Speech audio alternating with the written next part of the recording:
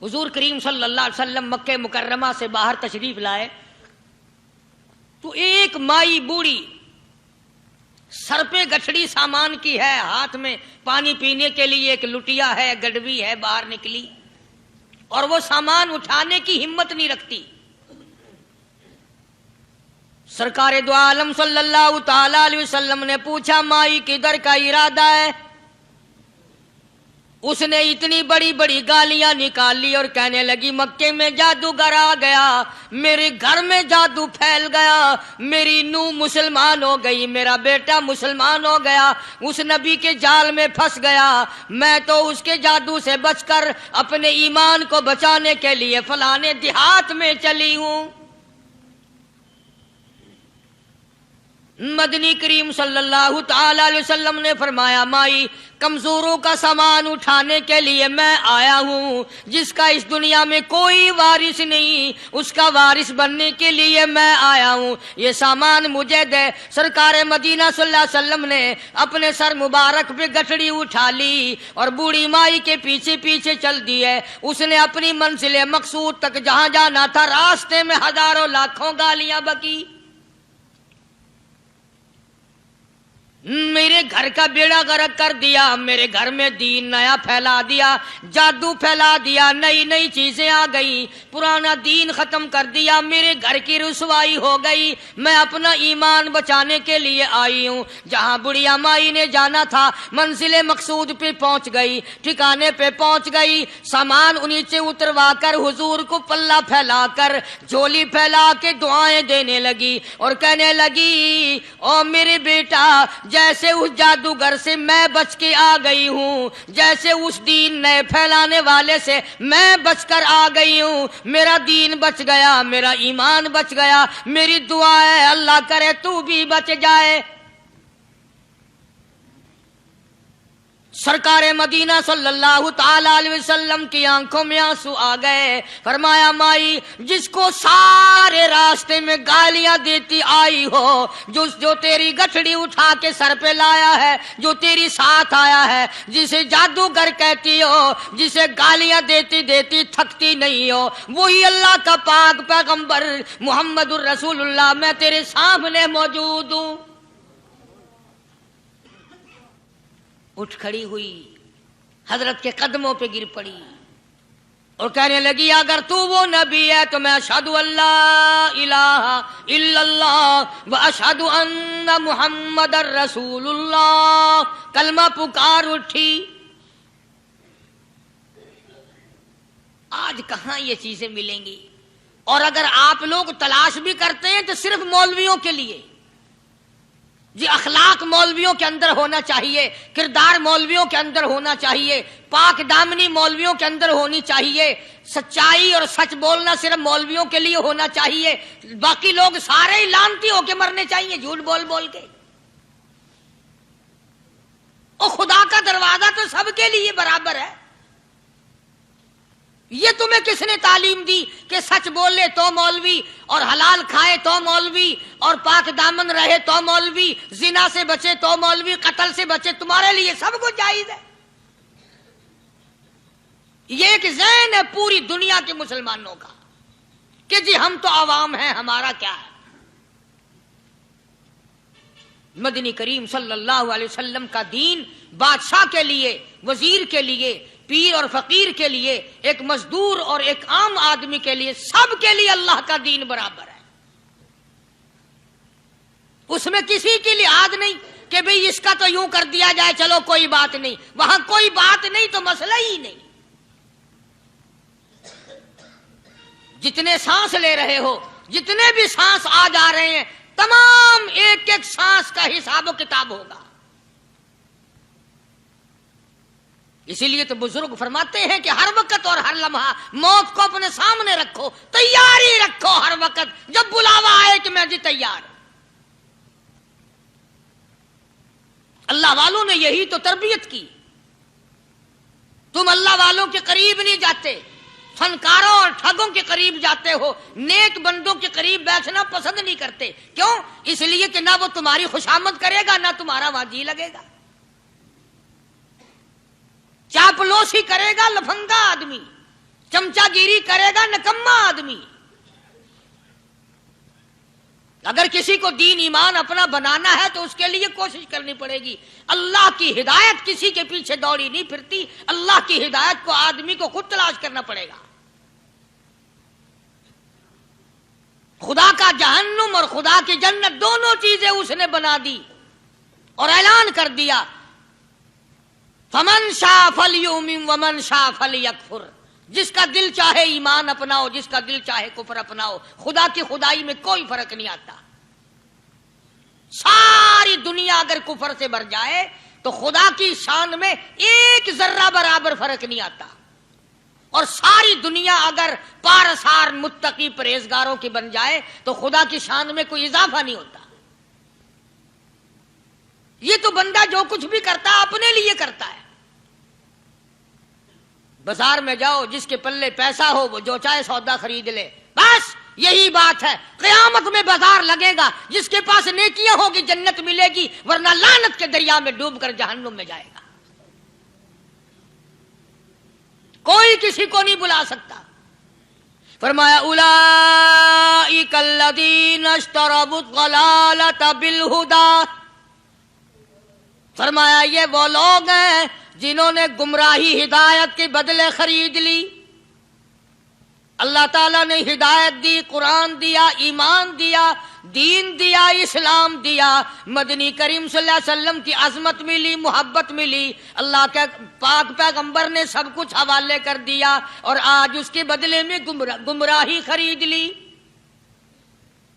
قرآن اعلان کرتا اولئک الذین اشتروا الضلالۃ بالہدی. یہ ہیں وہ لوگ جنہوں نے گمراہی کے بدلے ہدایت کے بدلے گمراہی خریدی. اور قرآن کے الفاظ تو سنو، خدا تمہیں نصیب کرے. کس وقت خریدی؟ فرمایا فما ربحت تجارتہم وما کانوا مہتدین. ہدایت ملنے کے بعد، مسلمان کے گھر میں پیدا ہونے کے بعد، مسلمان کہلانے کے بعد، ایماندار کہلانے کے بعد اتنی بدعملی، اتنی بدتمیزی، اتنا گناہ کیا کہ مرتے وقت ادھر دم نکلا، ادھر جہنم میں پھینک دیا گیا.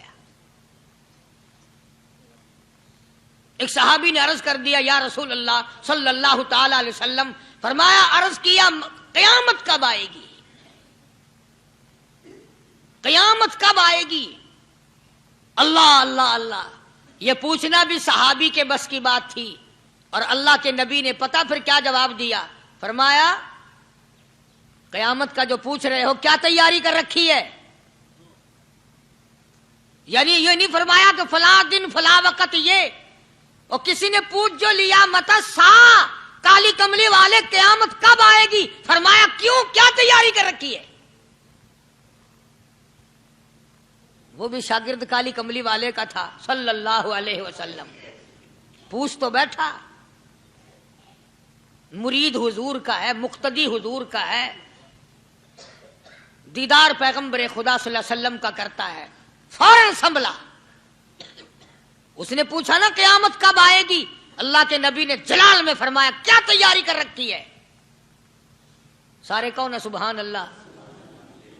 صحابی ایسا سنبھلا اور کہنے لگا آقا میرے پاس تیری محبت کے سوا اور کیا ہے؟ اللہ اکبر اللہ اکبر. کیا جواب دیا ہے؟ کہتا ہے آقا میرے پاس تیری محبت کے سوا اور کیا ہے؟ تم جیسا ہوتا تو کئی روزوں کا سہارا لگاتا، کوئی نمازوں کی بات کر کے کھو دیتا، کوئی سخاوت کی بات کر کے کھو دیتا. کیا جواب دیا ہے صحابی نے؟ تمہارے میرے دماغ میں بھی کبھی نہیں آیا ہوگا ساری عمر میں. کہتا کالی کملی والے میرے پلے تیری محبت کے سوا اور کیا ہے؟ صحابہ کہتے ہیں حضور صلی اللہ علیہ وسلم نے جو یہ الفاظ سنے مسکرا دیا. تو آج ہمارے پلے کیا تیاری ہے؟ رات دن قرآن کہتا ہے تیاری کرو تیاری کرو، وقت آیا وقت آیا، آیا وقت، قیامت آئی، موت آیا وقت، لیکن پھر بھی کوئی تیاری نہیں. اس لیے قرآن کریم للکار للکار کے کہتا ہے قل متاع الدنیا قلیل، دنیا بہت تھوڑے دنوں کا سودا ہے، سمجھ لو، صبح آئی کہ نہ آئی، شام آئی کہ نہ آئی، آیا وقت۔ قرآن کریم نے ہر ممکن طریقے سے مسلمانوں کی تمام زندگی کے شعبہ جات کو پورا کرنے کے لیے لاہ عمل دیا۔ میں ایک رخ آپ کو آج دینا چاہتا تھا، اور وہ یہ کہ نبی پاک صلی اللہ تعالی علیہ وسلم نے اس امت کے سامنے کس قسم کے نمونے نہیں رکھے۔ اخلاق و کردار میں سے کون سی بات حضور صلی اللہ علیہ وسلم نے چھوڑی؟ ہم اپنا پیٹ پہلے بھرتے ہیں، دوسرے کے لیے اگر سوچتے بھی ہیں تو وہ بھی بعد میں۔ یہاں معاملہ کچھ اور ہے۔ غزوہ خندق کا زمانہ ہے، مسلمانوں پہ بڑی تنگی اور بڑی پریشانی کا وقت ہے، یہاں تک کہ صحابہ کرام رضوان اللہ تعالی علیہم اجمعین کی جماعت کہتی ہے کہ حضور صلی اللہ علیہ وسلم کو صحابہ کرام نے دیکھا، ایک صحابی آپ کے سامنے حضور کے سامنے آیا اور اس نے اپنا کرتا اپنے پیٹ سے اٹھایا، اس نے بھوک کی وجہ سے اپنے پیٹ پہ ایک پتھر باندھا ہوا تھا، صحابہ کرام دیکھ رہے تھے، اس کے دیکھتے دیکھتے امام الانبیاء محبوب کبریا حضرت محمد مصطفیٰ صلی اللہ تعالی علیہ وسلم نے رحمت والے ہاتھوں سے جب اپنا کرتا اٹھایا، صحابہ کرام کی آنکھوں نے دیکھا حضور کے پیٹ پہ 2 پتھر بندھے ہوئے تھے۔ آج کتنا کھاتے ہو پھر بھی نہ شکری، کتنا پیتے ہو پھر بھی نہ شکری، کتنا کچھ کھانے کو مل رہا ہے پھر بھی نہ شکری، کچھ نہیں کچھ نہیں۔ حضرت جابر رضی اللہ تعالیٰ عنہ نے جب یہ منظر دیکھا، یہ حالت دیکھی، رہ نہ سکا، صحابی فوراً دوڑا اور دوڑا دوڑا گھر گیا، گھر بیوی کو جا کے کہنے لگا غضب ہو گیا، کمائی ہو گئی، کمال ہی ہو گیا، حضور صلی اللہ علیہ وسلم کو اتنی بھوک ہے، اتنا فاقہ ہے کہ آپ نے اپنے پیٹ مبارک پہ 2 پتھر باندھے ہوئے۔ بیوی کہنے لگی جلدی جا کر کے حضور صلی اللہ علیہ وسلم کی دعوت کراؤ، ہم کھانا کھلائیں گے، یہ 2 شیر ہوں 1.5 شیر ہوں، یہ جو ہے یہ بکری کا بچہ ہے، ہم اسے ذبح کرتے ہیں، بہت جلدی تیار کرتے ہیں، میں ان کو پیستی ہوں اور تم جاؤ جا کے دعوت کا کہہ آؤ۔ حضرت جابر رضی اللہ تعالی عنہ حضور کریم صلی اللہ علیہ وسلم کی خدمت عالیہ میں آئے، چونکہ کھانے کی مقدار، آٹے کی مقدار بڑی تھوڑی تھی، حضور کے کان کو منہ لگا کر کے حضرت جابر نے کہا کہ یا رسول اللہ صلی اللہ علیہ وسلم، ایک تو آپ اور ایک یہ صحابی جس نے پیٹ پہ پتھر باندھ رکھا ہے، اور اگر آپ کے علم میں ہو 1-2 اور ایسا ہی جو زیادہ بھوکا ہو، میرے گھر میں دعوت ہے، چلو، آپ لوگوں کا کھانا میرے یہاں ہے، ایک تو آپ اور ایک یہ جو ہم نے دیکھا پیٹ میں بکری پتھر باندھے پھر رہا ہے، کمر سیدھی نہیں ہو سکتی، اور ایک آدھا اور اسی قسم کا جو زیادہ تنگ ہو رہا ہو۔ جابر نے تو اتنی بات کہی، حضور کریم صلی اللہ تعالی علیہ وسلم ایک بہت بڑے پتھر پہ کھڑے ہو گئے اور اعلان کر دیا تمام کا تمام لشکر چلے، سب کی جابر کی گھر دعوت ہے۔ سارے کا سارا لشکر چلے، ساری فوج، بلکہ اعلان کر دیا چلو سارا مدینہ چلے۔ حضرت جابر رضی اللہ تعالیٰ عنہ وہیں تو کھڑے تھے، بس قدموں کے نیچے سے زمین نکل گئی کہ یہ کیا بنا، کھانا تو 2-3-4 آدمیوں کا مشکل بنے گا، یہ 12,000 سے زیادہ بڑا لشکر ہے، اور آپ نے سب کو اعلان کر دیا، اب کیا بنے گا۔ حضرت جابر دوڑے دوڑے پریشانی کے عالم میں گھر گئے، گھر والی کو کہنے لگے کہ کام خراب ہو گیا، بیوی کہنے لگی کیوں؟ انہوں نے کہا میں نے تو اللہ کی بندی ایک تو حضرت کی دعوت کی تھی اور ایک وہ دوسرا جو پیٹ پتھر باندھے ہوئے آیا تھا، اور میں نے عرض کیا تھا کہ ایک دو اور اسی طرح کا جو زیادہ تنگ ہو رہا وہ دعوت ہے۔ حضور نے تو سارے لشکر کو اعلان کر دیا کہ چلو جابر کے گھر دعوت ہے۔ سبحان اللہ، کبھی کبھی عورتیں بھی ایسی بات کر دیتی ہیں جو مردوں کو نہیں آتی، مگر وہ اس زمانے میں عورتیں بھی کہاں، اب تو تلی لگانے والی تو ہیں، ماچس لگانے والی، جلتی پہ تیل چھڑکنے والی ہیں۔ تو کوئی مرد ہے وہ اتنی بات کہے گیا تو بیٹھا سنتا رہا تاکہ اس کو کوئی جلدی قتل کرے تو میں رنڈڑ بنوں، بازار میں پھروں، دیر نہیں لگاتی آگ لگاتی ہوں۔ حضرت جابر رضی اللہ تعالیٰ عنہ کی بیوی کہنے لگی آپ کو پریشانی کی کیا بات ہے، ایک بات بتاؤ، حضور کی کان مبارک میں آپ نے اپنے کھانے کی مقدار بتائی کہ نہیں؟ تم نے جو حضور صلی اللہ علیہ وسلم کی دعوت کی تھی کھانا بتایا تھا کہ ہاں میں نے تو بتا دیا تھا کہ تھوڑے سے جو ہیں اور ایک بکری کا بچہ، میں نے بتا دیا تھا۔ پھر کہنے لگی آپ پریشان کیوں ہوں اور میں پریشان کیوں ہوں، لانے والا جانے کھلانے والا جانے۔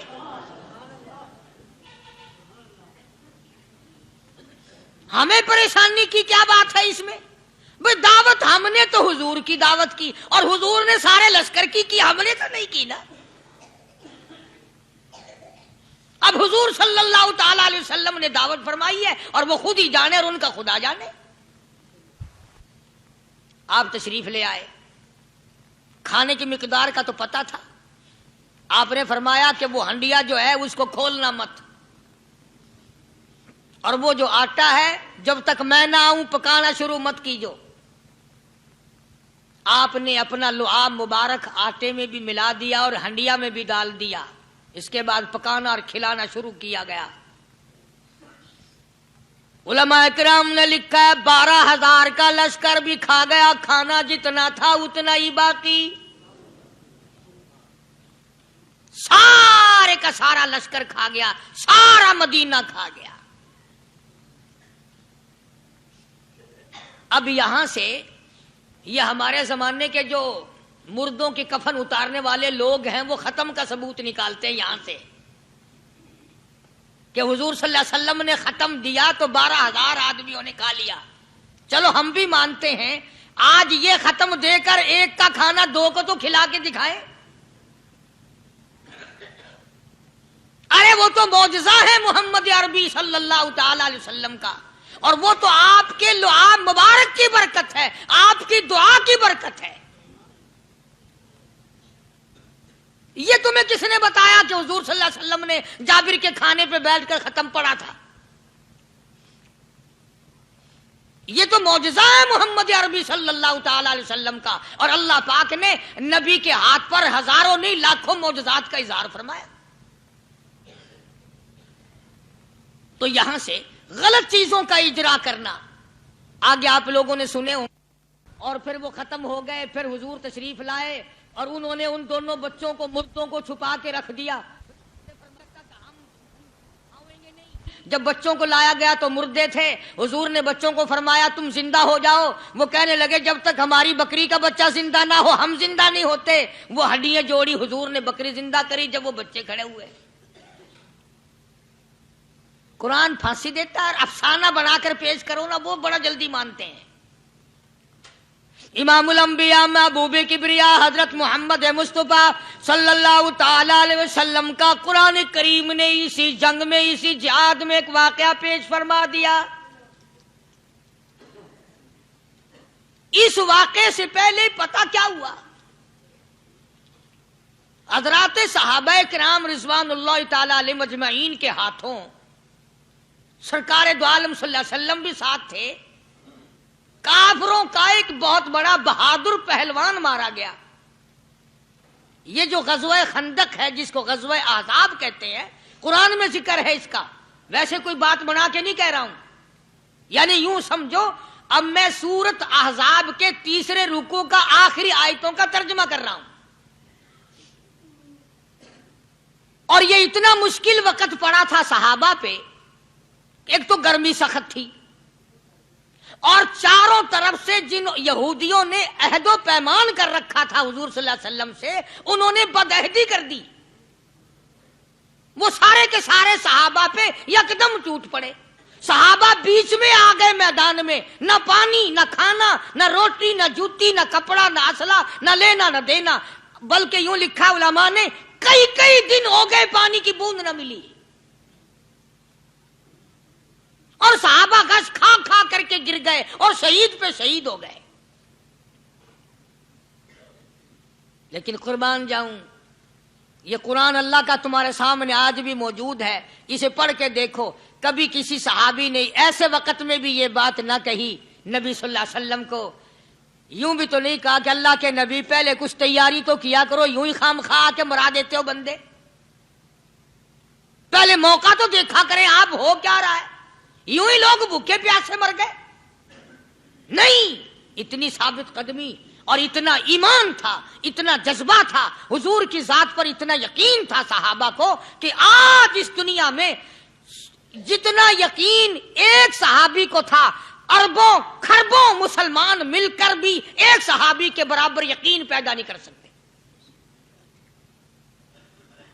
تو جب حضور صلی اللہ علیہ وسلم کے دیوانوں اور پروانوں اور مستانوں کے ہاتھوں کافروں کا ایک بہادر پہلوان مارا گیا اور لاش تھی مسلمانوں کے پاس، تو وہ کافر کہنے لگے کہ تم ہمارے بہادر کی لاش دے دو، ہم تمہیں 10,000 روپیہ دیں گے.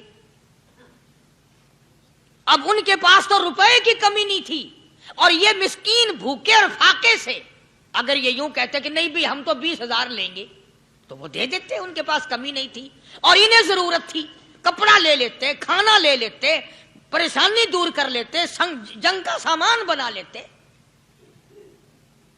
مگر مدنی کریم صلی اللہ تعالی علیہ وسلم کے سامنے جب یہ بات رکھی کہ 10,000 روپیہ ہم دیتے ہیں، ہمارے بہادر کی لاش دے دو، حضور نے فرما دیا جاؤ اپنے بہادر کی لاش مفت میں لے جاؤ، ہم مردوں کی قیمت کھانے والے نہیں، ہم مردوں کی قیمت کھانے والے نہیں. جب حضور صلی اللہ علیہ وسلم کی زبان مبارک سے یہ بات نکلی، اللہ کا دریائے کرم جوش میں آیا. فرمایا وَقَفَ اللَّهُ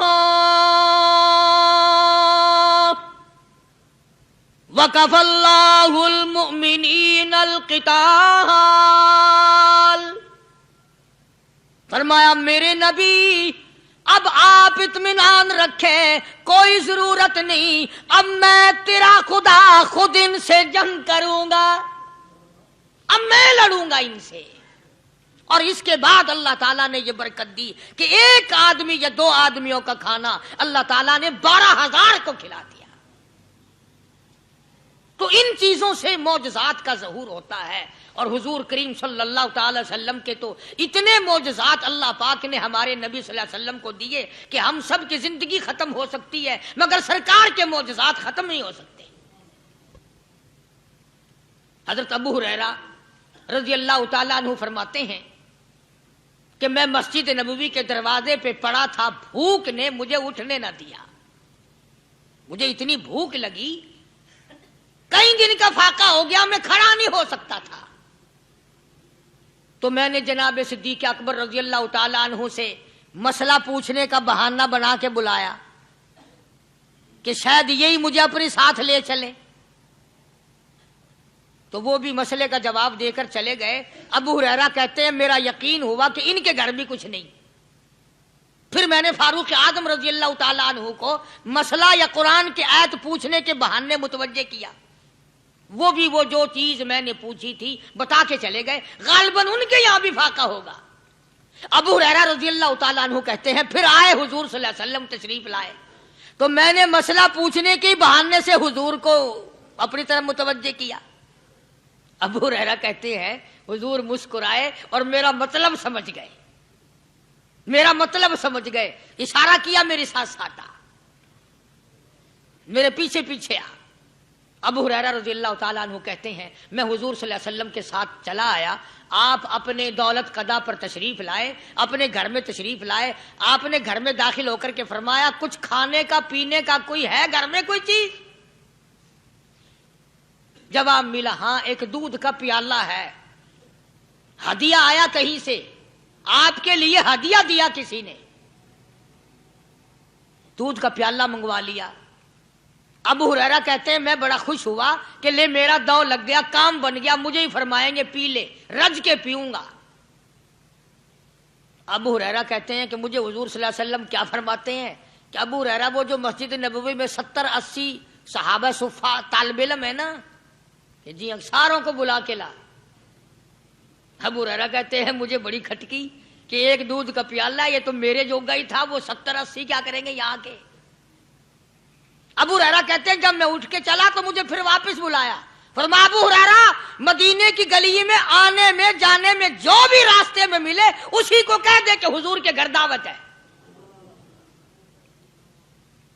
ابو ہریرہ کہتا ہے کہ میں اقرار بھی میں نے کرنا ہی تھا کہ جی ہاں کہوں گا، پر دل میں بھی سوچ رہا ہوں کہ ہے تو ایک ہی پیالہ۔ تم جیسا اگر کوئی وہاں ہوتا نا جو گلی میں ملتا اس کو کہتے آج کے دن ادھر کوئی نہ آوے۔ وہ تو صحابہ تھے نا، اشاروں پہ جان دیتے تھے، راستے میں جو بھی ملا، دکاندار ملا ویسا ملا، سب کو کہہ دیا، واپسی میں جو ملا لشکر اکٹھا ہو گیا، سب بیٹھ گئے۔ ابو ہریرہ رضی اللہ تعالیٰ عنہ کہتے ہیں اب میں نے دل میں ایک پروگرام بنایا، مجھے عادت شریفہ کا پتہ تھا کہ دائیں طرف سے شروع فرمایا کرتے تھے کوئی چیز تقسیم کرنا یا کھلانا یا پلانا۔ میں نے دل میں پروگرام بنایا کہ دائیں طرف شروع میں بیٹھ جاؤں گا، آگے بچے یا نہ بچے میں تو دو لگاؤں گا نا اپنا، پہلے میرا نمبر تو لگ ہی جائے گا۔ اللہ اکبر۔ ابو ہریرہ کہتے ہیں کمال ہو گئی میری حیرانگی کی کہ جب میں جڑ کے بیٹھا نا کہ اب میرے سے شروع ہوگا، آپ نے مجھے اشارہ کر کے بلایا اور فرمایا ابو ہریرہ کھڑا ہو کے سب کو پلا۔ حضرت ابو ہریرہ رضی اللہ تعالیٰ عنہ کہتے ہیں میری تسلی ہو گئی کہ بس اب تو مجھے مل گیا، اور میرا نمبر بعد میں ہی آنا کیسے بچے گا۔ اللہ غنی۔ ابو ہریرہ رضی اللہ تعالیٰ عنہ کہتے ہیں میں نے دائیں طرف سے شروع کیا، سینکڑوں سے زیادہ کتنے لوگ تھے جنہوں نے رج رج کے پیا، رج رج کے پیا، سیر ہو کے پیا، سارا لشکر پی کے چلا گیا۔ اس کے بعد سرکار مدینہ صلی اللہ علیہ وسلم نے فرمایا لے ابو ہریرہ اب تو باقی اور میں باقی۔ ابو ہریرہ کہتے ہیں میں نے عرض کیا میرے آقا آپ نے بھی تو نوش نہیں فرمایا، آپ پہلے پیے۔ فرمایا نہیں میں نہ پیوں، ساری امت کو پلا کے پھر پیوں گا۔ ابو ہریرہ رضی اللہ تعالیٰ عنہ فرماتے ہیں میں نے 3 سانس لے کر کے، لمبا لمبا سانس لے کر میں نے رج رج کے پیا، اور پیالے میں جھانک بھی رہا تھا۔ ابو ہریرہ کہتا ہے ایک قطرہ بھی کم نہیں ہوا۔ اور یہ الفاظ سن کر آج لکھ کر لے جاؤ۔ ابو ہریرہ کہتے ہیں کہ سب کو پلانے کے بعد پھر حضور صلی اللہ علیہ وسلم نے پیا، نوش فرمایا۔ یعنی آج اتنے لوگوں کا جھوٹا کون پیتا ہے؟ کسی افسر کو تو پلا کے دیکھنا، چلو افسر تو دنیا دار ہیں، کسی ماننے ہوئے پیر کو تو پہلے سارے مرید پی کر کسی پیر کو تو دیکھنا گلاس پہ اللہ اور مارے گا پھینک کے۔ اپنا پیا ہوا تو وہ مریدین کو دے دے گا کہ سارے پی لو تبرک ہے یہ، لیکن مریدوں کا جھوٹا وہ کیسے پیے گا؟ اللہ غنی۔ اور یہ امام الانبیاء سرکار دو جہاں شہنشاہ کائنات حضرت محمد الرسول اللہ صلی اللہ تعالی علیہ وسلم کا نرالا اخلاق ہے، نرالا کردار ہے، نرالی عادت ہے، نرالی طبیعت اور مزاج اللہ پاک نے دیا ہے۔ خدا کی قسم اگر حضور کی دعا نہ ہوتی آج ہم لوگ یا کتے ہوتے یا خنزیر ہوتے یا بندر بن گئے ہوتے۔ آج اس محبوب کی دعا کے صدقے میں تم انسانیت اور آدمی کے روپ میں پھرتے ہو، ورنہ خدا کا قرآن گواہ ہے شام کو آدمی سوئے صبح کو اٹھے تو کتے بن گئے، شام کو آدمی سوئے صبح کو اٹھے تو بندر بن گئے۔ آج کون سا گناہ ہم لوگوں نے نہیں کیا ہوا؟ جھوٹ نہیں بولتے، شراب نوشی نہیں کرتے، بدکاری نہیں، کیا نہیں کرتے ہم لوگ؟ جناب مدنی کریم صلی اللہ تعالی علیہ وسلم نے سر بسجود ہو کر کے دعا مانگی، الہی او میرے پروردگار، او میرے مالک بے نیاز۔ آواز آئی جی میرے محبوب، عرض کیا الہی میری امت کی شکل نہ بدلے، قیامت میں حساب و کتاب ہو جائے۔ آواز آئی ہم نے منظور کر لیا، پھر دعا مانگی الہی میری امت پہ یکدم قحط کا عذاب نہ آئے، بھوک کا عذاب نہ آئے، پیاس کا عذاب نہ آئے۔ وما کان اللہ لیعذبہم وانت فیہم وما کان اللہ معذبہم وہم یستغفرون۔ میرے محبوب جب تک آپ ان لوگوں میں ہیں، میرا وعدہ رہا میں کوئی عذاب ان کو نہیں دوں گا۔ حضور صلی اللہ علیہ وسلم ساری رات رویا کرتے تھے، الہی میں نہیں، میرے نام لیوا جتنے ہیں میں تو سب کے لیے دعا کرتا ہوں۔ آج اس نبی کی دعا کی قدر نہیں کرتے، تم نمازوں کی پرواہ نہیں کرتے، حرام و حلال کی پرواہ نہیں کرتے۔ نوجوانوں ہم نے کتنی جوانی خاک میں ملتی دیکھی، ہمیں بڑے بڑے کڑیل جوانوں کے جنازے اٹھتے دیکھے، کس ہوا میں ہو۔ اب بھی وقت ہے کہ توبہ کر کے آدمی سیدھا ہو جائے اور اپنی گناہوں پہ ندامت کے آنسو بہائے، اور نماز کا پابندی سے حساب و کتاب کر کے نماز پڑھے، روزے کی پابندی کرے، صبح و شام اللہ سے پناہ مانگے۔